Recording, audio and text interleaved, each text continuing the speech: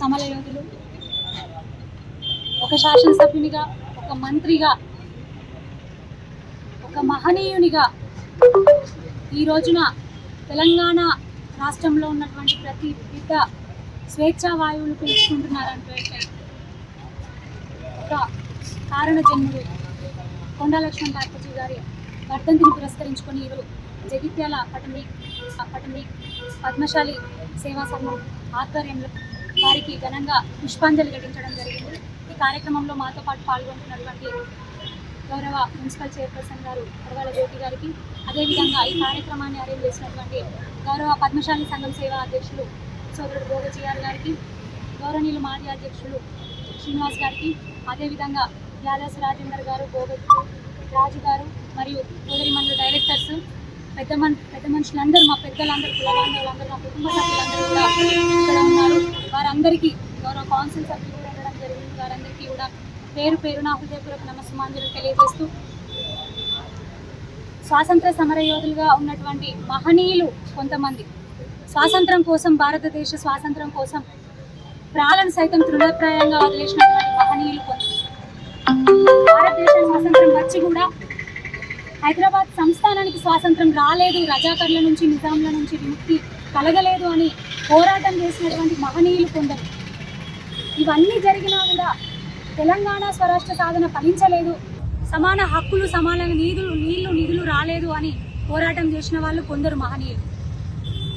ఈ అన్ని ఉద్యమాలను కలిపి చేస్తూ తన జీవితాంతం ఒక ఉద్యమ కెరటంగా, ఒక సమరయోధుడిగా బతికినటువంటి నాయకులు, అటువంటి కొద్ది మంది నాయకులలో ముందున్నటువంటి వ్యక్తి మన కొండా లక్ష్మణ్ బాపూజీ. మరి వారి యొక్క వర్ధంతి సందర్భంగా ఈరోజు అందరూ అనుకుంటారు, మరి వర్ధంతులు, జయంతులు మనం ఎందుకు చేసుకోవాలి అని. ఒక్కటే ఏకైక కారణం, ఈరోజు మా పెద్దలు మాకు చెప్తా ఉన్నారు, మేము మా పిల్లలకు చెప్పాలి. వారు ఎవరు అమ్మ, వారు ఎవరు నాన్న అని మనం అడిగినప్పుడు మనం ఈరోజు ఇంత స్వేచ్ఛగా బతుకుతున్నాము.